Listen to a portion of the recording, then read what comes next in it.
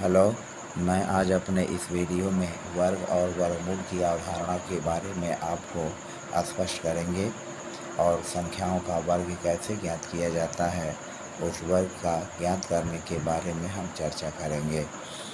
जैसा कि आप पिछली कक्षाओं में घात और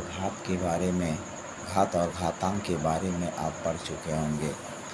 जैसे मान लीजिए हम लिखते हैं 2 के ऊपर यह 2, तो 2 के ऊपर जो 2 यह लिखा है, हम इसे कहते हैं 2 का वर्ग। 2 का वर्ग, इसे हम कहते हैं 2 का वर्ग। यही हमारा 2 का वर्ग है। गणितीय अवधारणा में अगर हम देखें तो जैसा कि आप जानते हैं, अगर यह जो हमारी आकृति है, इस आकृति की यह लंबाई और फिर यह लंबाई आपस में, यह लंबाई और यह लंबाई, यह चारों लंबाइयाँ आपस में बराबर हों, तो गणित की अवधारणा में भी हम इसको वर्ग कहते हैं। मान लीजिए यह आपकी भुजा 5 सेंटीमीटर लंबी है, यह भुजा 5 सेंटीमीटर लंबी है और यह भी भुजा 5 सेंटीमीटर लंबी है, तो हम कहेंगे कि यह वर्ग है और इस वर्ग का प्रत्येक कोण जो है, यह कोण, यह कोण, यह कोण और यह कोण 90 अंश होता है, तो हम इसे वर्ग कहेंगे। और इस वर्ग का जो क्षेत्रफल होगा वह 5 गुणे 5, यह हमारा क्षेत्रफल हो जाएगा और यह होगा 25 वर्ग सेमी। 25 वर्ग सेमी यह हमारा क्षेत्रफल होगा। तो जो यह क्षेत्रफल की अवधारणा है, क्षेत्रफल की अवधारणा में 5 गुणे 5 यानी जो 5 पर 2 की घात है, इसको यहाँ हम वर्ग ही कहेंगे। यह हमारा 2 जो होगा वर्ग होगा। तो इस तरह से आप समझ सकते हैं कि यह जो आकृति बनी 5 सेंटीमीटर और यह 5 सेंटीमीटर लंबी, यह भी 5 सेंटीमीटर ही है और यह भी 5 सेंटीमीटर ही है। तो यह जो वर्ग, चारों भुजाएं जो बराबर हैं और प्रत्येक को 90 डिग्री है, तो गणित की अवधारणा में इसको भी हम वर्ग ही कहते हैं। और जैसा कि यहाँ 2 पर 2 की घात है, तो हम इसे पढ़ते हैं 2 की घात 2, या इसे हम पढ़ते हैं 2 का वर्ग। मान लीजिए आपने लिखा 3 पर 2 की घात, तो इसे हम पढ़ते हैं 3 का वर्ग। इसे हम क्या कहते हैं? 3 का वर्ग कहते हैं। हमने लिखा 4 पर 2 की घात, तो इसे हम कहेंगे 4 का वर्ग। 4 का वर्ग या 4 की घात 2, यह होगा 3 की घात 2, इसे हम कहेंगे 3 की घात 2, या इसको आप कह सकते हैं 3 का वर्ग। इसे हम कहेंगे 4 की घात 2 और इसको हम कह सकते हैं 4 का वर्ग।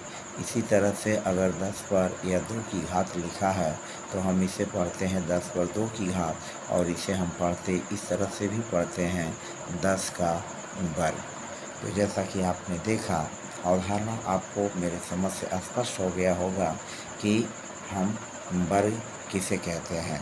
यानी किसी भी संख्या पर, जैसे मान लीजिए हमारे पास संख्या 20 है और 20 पर हमने इस तरह की 2 की घात लगा दिया, तो हम इसे कहते हैं 20 का वर्ग। इसे हम क्या कहते हैं? 20 का वर्ग कहते हैं। यह हमारा हो जाएगा 20 का वर्ग।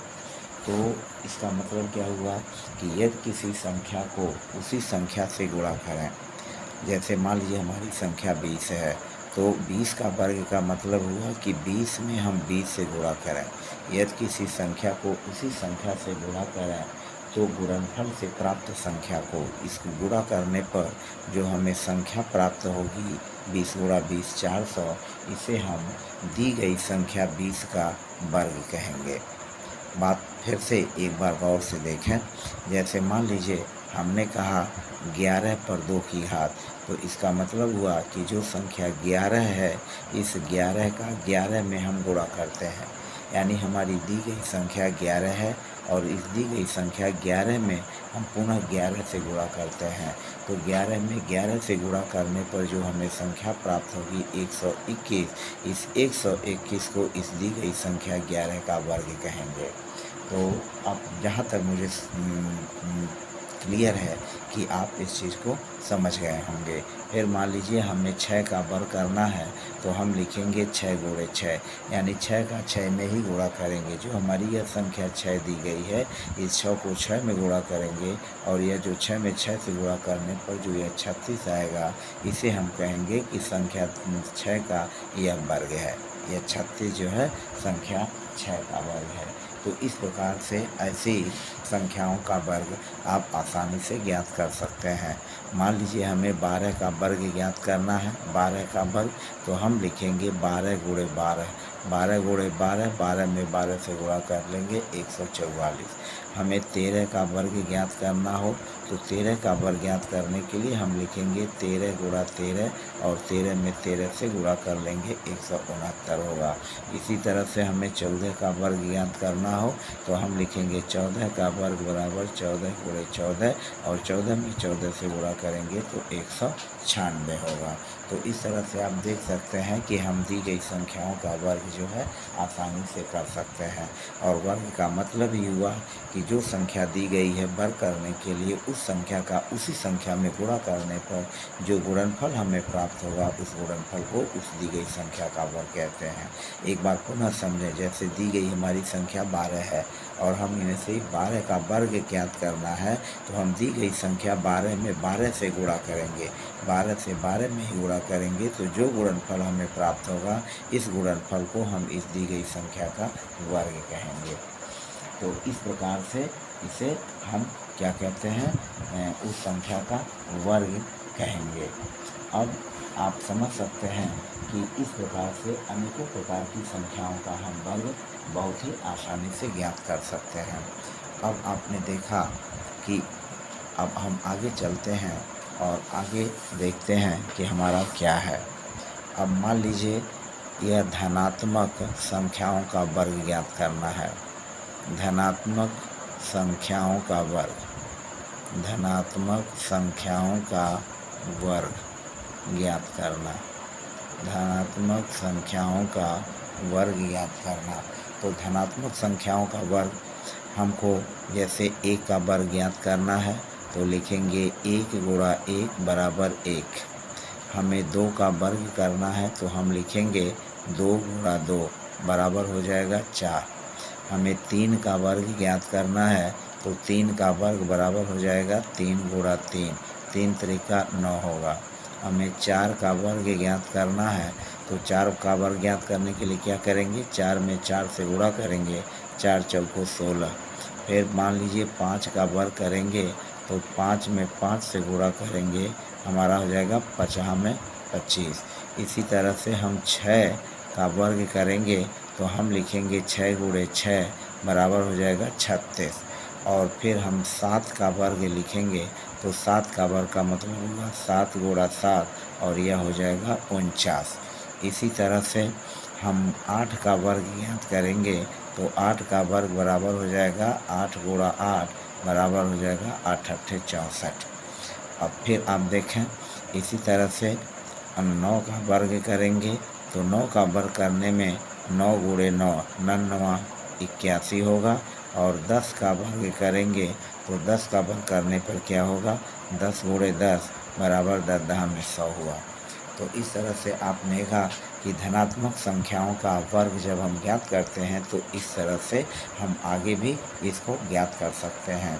अब इसमें देखें कि 1 से 10 तक की संख्याओं में, हमें 1 से 10 तक की संख्याओं में जो विषम संख्याएं हैं, जो विषम संख्याएं, विषम संख्या, विषम संख्या का वर्ग, विषम संख्या का वर्ग। अब विषम संख्या के वर्ग के बारे में हम चर्चा करते हैं। एक हमारा विषम संख्या है, यह हो गया, 1 का वर्ग करेंगे 1 गुणे 1, तो यह 1 हो जाएगा, जैसा कि आप यह देख रहे हैं।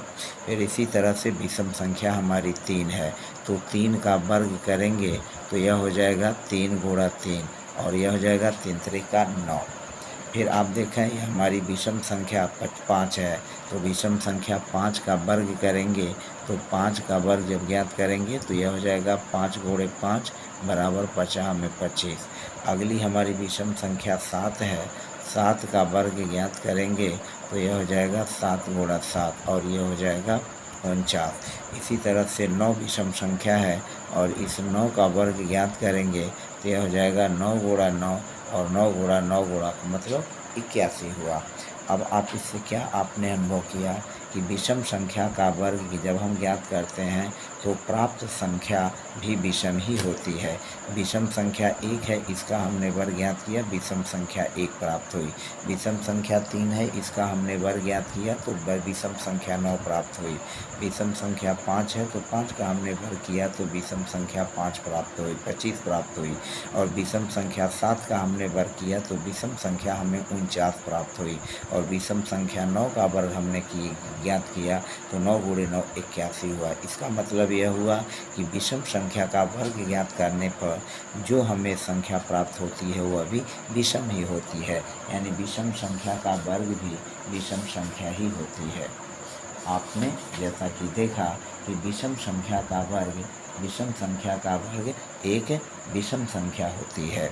इसको आप लिख सकते हैं विषम संख्या का वर्ग विषम संख्या का वर्ग विषम संख्या का वर्ग विषम संख्या का वर्ग विषम संख्या का वर्ग भी विषम संख्या होती है। विषम संख्या का वर्ग भी विषम संख्या होती है। विषम संख्या का वर्ग भी विषम संख्या होती है। इसी तरह से आप सम संख्या का भी वर्ग ज्ञात कर सकते हैं।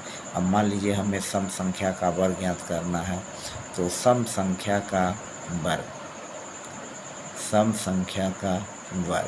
हमें सम संख्या का वर्ग ज्ञात करना है तो सम संख्या का जो वर्ग ज्ञात करने के उसके बारे में फिर हम चर्चा करते हैं। जैसा कि आप देख सकते हैं सम संख्या का हमें वर्ग ज्ञात करना है। सम संख्या का वर्ग आप देखें सम संख्या का वर्ग, जैसे हमारा सम संख्या 2 है, हमने 2 का वर्ग ज्ञात किया तो 2 गुणा 2 कितना हमें मिला 4। तो 2 सम संख्या है और जो हमने वर्ग प्राप्त किया 4 यह भी सम ही है, यानी 4 सम है। 4 क्या है? सम है। 4 सम है। इसी तरह से हमने 4 का वर्ग किया तो 4 गुणे 4 हुआ और 4 चौको 16। 16 क्या है? सम संख्या है। 16 जो है सम है। फिर इसी तरह से हमने 6 का वर्ग किया तो 6 का वर्ग करने पर हमें क्या मिला? 6 गुणे 6 बराबर 36, यानी 36 भी क्या है? सम संख्या है। 36 भी सम संख्या है। 36 भी सम संख्या है। इसी तरह से हमने 8 का वर्ग किया तो 8 का वर्ग करने पर हमें मिला 8 गुणा 8 और यह हो गया 8 अट्ठे 64। और यहाँ आप देख सकते हैं कि 64 भी क्या है? सम संख्या है। 64 क्या है? सम संख्या है। इसी तरह से हमने देखा 10 का वर्ग। 10 का वर्ग का मतलब हुआ 10 गुणे 10 और यह हुआ 10 हमने 100, तो 100 भी क्या है? सम संख्या है। 100 भी जो है हमारी सम संख्या है। तो इसका मतलब क्या हुआ कि सम संख्या का वर्ग सम संख्या का वर्ग सम संख्या का वर्ग भी सम संख्या ही होती है। सम संख्या का वर्ग भी सम संख्या होती है। सम संख्या का वर्ग भी सम संख्या होती है। तो यह सम संख्या का वर्ग हो गया। तो इस तरह से हमने आपको स्पष्ट किया कि जो भी संख्या है उस संख्या का वर्ग हम कैसे ज्ञात कर सकते हैं। तो सम संख्या के वर्ग के बारे में हमारा निचोड़ निकला कि सम संख्या का वर्ग भी क्या होती है? सम संख्या होती है। जिस तरह से विषम संख्या का वर्ग भी एक विषम संख्या होती है, विषम संख्या होती है। तो इस तरह से जो है यह हमारा वर्गमूल की अवधारणा से भिन्न जो हमने वर्ग के बारे में आपसे चर्चा की। अब हमारा प्रश्न ये उठता है इसके अलावा कि हम परिमेय संख्याओं का भी वर्ग आसानी से कर सकते हैं।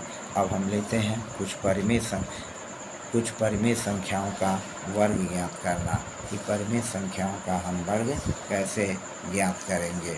और परिमेय संख्याओं का वर्ग ज्ञात करने के लिए हम क्या करेंगे। मान लीजिए हमारे पास कुछ परिमेय संख्याएं हैं, हमारे पास कुछ परिमेय संख्याएं हैं। परिमेय संख्या का वर्ग, परिमेय संख्या का वर्ग। अब हमें परिमेय संख्या के वर्ग में, मान लीजिए हमारे पास परिमेय संख्या 2/3 है और 2/3 का जब वर्ग करेंगे तो यह हो जाएगा 2/3 गुणा 2/3, यह हो जाएगा 2 दूनी 4/9।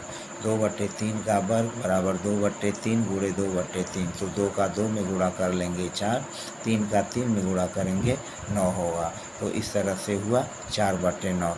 अगर मान लीजिए हमारी परिमेय संख्या ऋणात्मक है तो ऋण 2/3 का वर्ग बराबर हो जाएगा ऋण 2/3 गुणा ऋण 2/3, और फिर इसका जो वर्ग होगा वो हो जाएगा ऋण का ऋण में गुणा करेंगे या धन हो जाएगा, 2 का 2 में गुणा करेंगे 4, और 4/3 तरीका हो जाएगा 9, 3 का 3 में गुणा करने पर 9 होगा। तो हमारी ये परिमेय संख्या का वर्ग जो हो जाएगा 4/9 होगा। इसी तरह से हम ऋण 1/3 का अगर वर्ग करते हैं तो यह हमारा हो जाएगा ऋण 1/3 गुणे ऋण 1/3, तो ऋण 1/3 गुणे ऋण 1/3, यह हो जाएगा 1/9। 1 का गुणा 1 में करेंगे 1, और 3 का 3 में गुणा करेंगे 3 3। जैसा कि आप जानते हैं ऋण का, जब हम ऋण का गुणा ऋण में करते हैं तो यह हमारा धन आता है। ऋण का गुणा जब हम ऋण में करते हैं तो ये हमारा धन आता है। और आप यह भी जानते हैं धन का गुणा जब हम धन में करते हैं तो धन आता है। तो ऋण का गुणा ऋण में करेंगे धन, और धन का गुणा धन में करेंगे तो धन। तो इस तरह से परिमेय संख्याओं का वर्ग भी आसानी से कर सकते हैं। जैसे हम और उदाहरण लेते हैं, मान लीजिए हमारे पास है 3/4 का वर्ग हमें ज्ञात करना है, तो 3/4 का वर्ग 3/4 गुणे 3/4, तो यह हो जाएगा 3 का गुणा 3 में, 3 गुणा 3 और बटे 4 का गुणा 4 में, तो यह कुल हो जाएगा हमारा 3 त्रिका 9 बटे 4 चौको 16। इसी तरह से मान लीजिए हमें वर्ग करना है 10/12 का होल वर्ग, यानी 10/12 का वर्ग करना है, तो इसका मतलब हुआ 10/12 गुणा 10/12 बराबर 10 गुणे 10/12 गुणा 12 बराबर हो जाएगा 10 में 100/12 बराबर 144। 12 का 12 में गुणा में करेंगे 144। तो इस तरह से दी गई परिमेय संख्याओं का वर्ग भी हम आसानी से ज्ञात कर सकते हैं। अब जैसे प्रश्न के रूप में भी हम इसको ऐसे कर सकते हैं, शून्येतर जो परिमेय संख्याओं के वर्ग जो होते हैं वह धनात्मक परिमेय संख्या ही होती है। अब आप समझने की कोशिश करें कि जो परिमेय संख्या है उस परिमेय संख्या का वर्ग भी, चाहे वह धन में हो और चाहे वह ऋण में परिमेय संख्या हो, उस परिमेय संख्या का वर्ग हमेशा धनात्मक होता है। यानी शून्येतर परिमेय संख्याओं के वर्ग धनात्मक परिमेय होते हैं। हम इसको निष्कर्ष रूप में ये भी लिख सकते हैं, जो हमारा निष्कर्ष बनेगा वो यह होगा कि शून्येतर, ध्यान में रखें मैं क्या कह रहा हूँ, शून्येतर परिमेय यानी शून्य से इतर जो परिमेय संख्या है, शून्येतर परिमेय संख्या का वर्ग, शून्येतर परिमेय संख्या का वर्ग भी, शून्येतर परिमेय संख्या का वर्ग भी धनात्मक परिमेय संख्या होती है। धनात्मक परिमेय संख्या होती है, धनात्मक परिमेय संख्या होती है।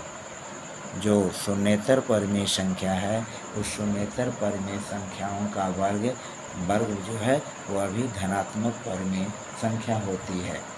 तो इस तरह से हम परिमेय संख्याओं के वर्ग भी आसानी से ज्ञात कर सकते हैं।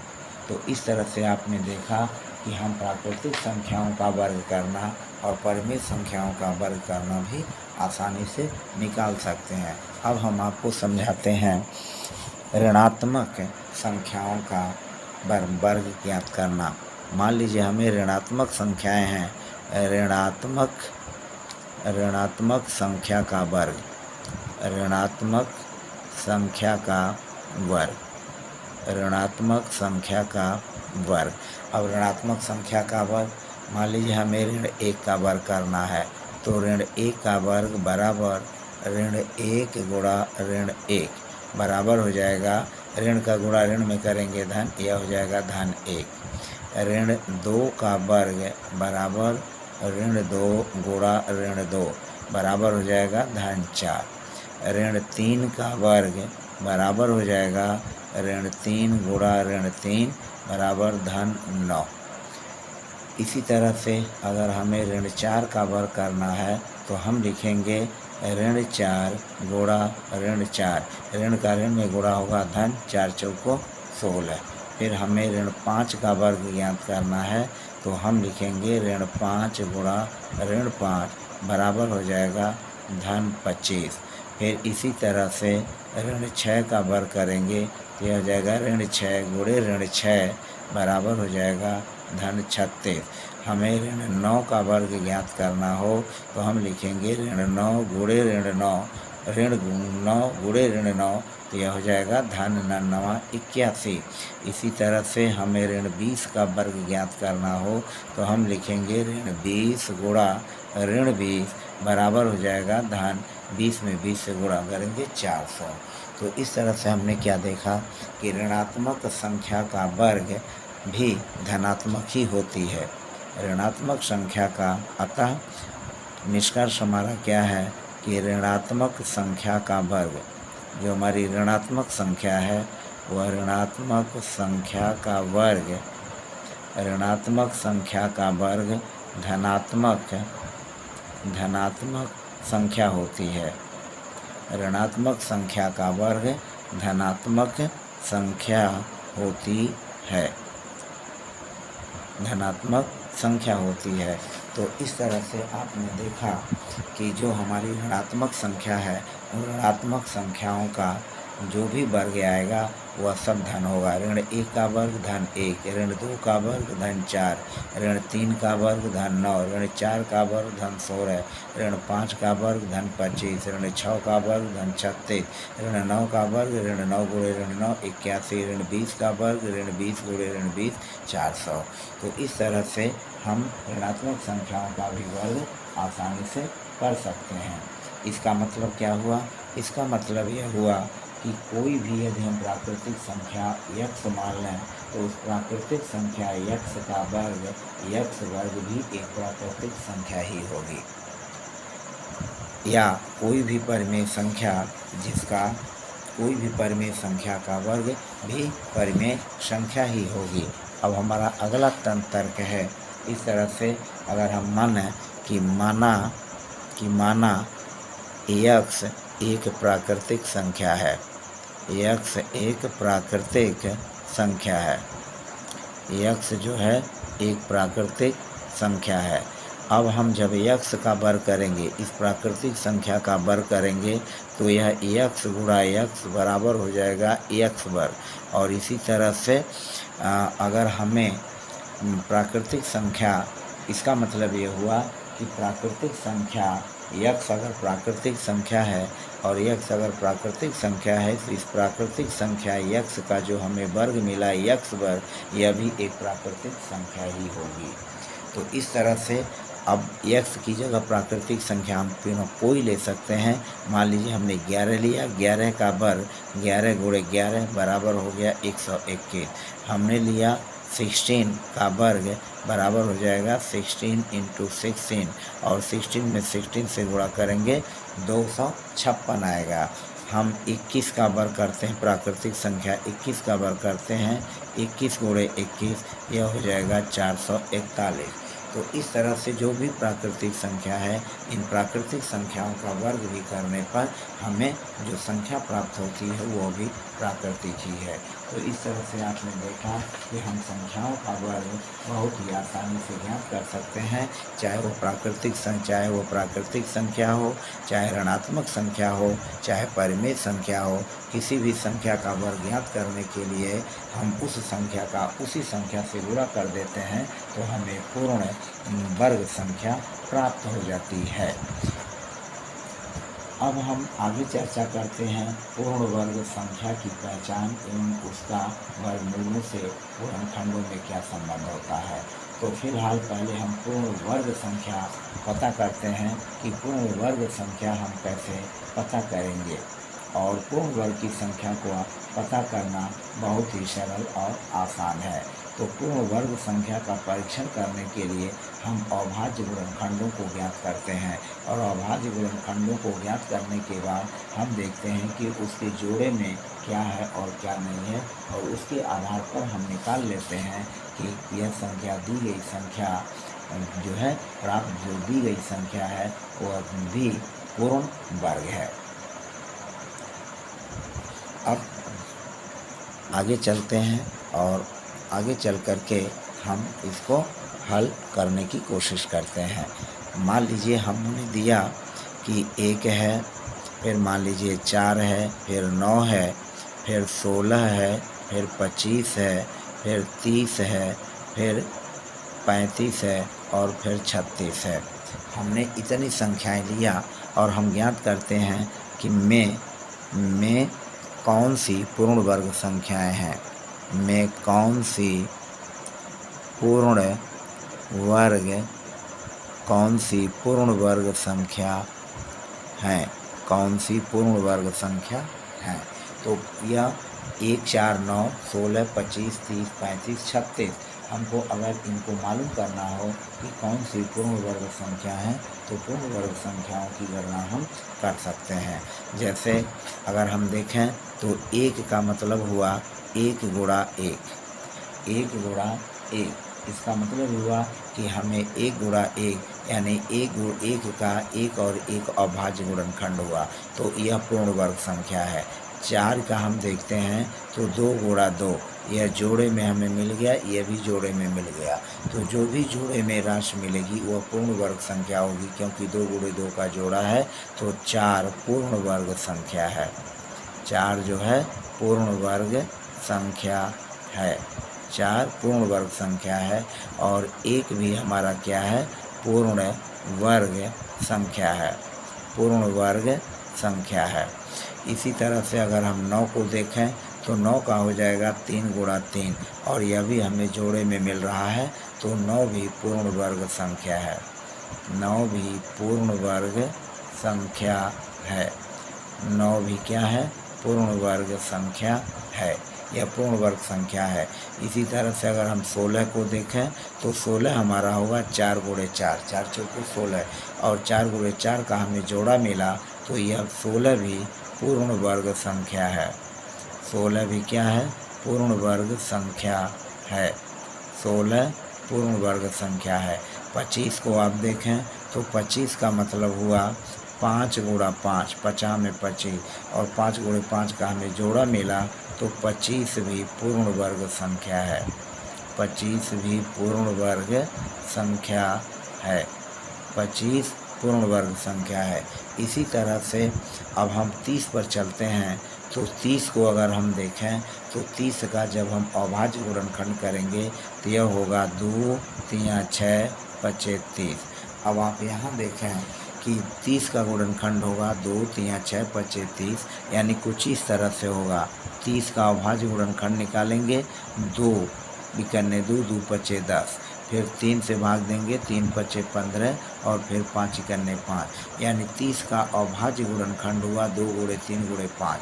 तो यहाँ 2 का भी जोड़ा नहीं है, 3 का भी जोड़ा नहीं है और 5 का भी जोड़ा नहीं है, इसलिए 30 जो है पूर्ण वर्ग संख्या नहीं है, 30 पूर्ण वर्ग संख्या नहीं है, पूर्ण वर्ग संख्या नहीं है, यह पूर्ण वर्ग संख्या नहीं है। इसी तरह से हम आगे चलते हैं और फिर 35 और 36 को भी चेक करते हैं। अब आप यहाँ देखें 35 को अगर हम लेते हैं तो 35 का मतलब हुआ 5 सत्ते 35। अब यहाँ 5 का भी कोई जोड़ा नहीं है और 7 का भी कोई जोड़ा नहीं है, न तो 5 का जोड़ा है और न तो 7 का जोड़ा है। 5 का भी जोड़ा नहीं है, 7 का भी जोड़ा नहीं है। तो जब 5 और 7 का कोई जोड़ा नहीं है, जैसे हम अभाज्य गुणनखंड ज्ञात किए, तो यह हो गया 5 सत्ते 35 और फिर 7 तिकन्ने 7। तो हमारा अभाज्य गुणनखंड हुआ 5 गुणे 7, और 5 गुणे 7 का कोई जोड़ा न होने के कारण 35 क्या है, पूर्ण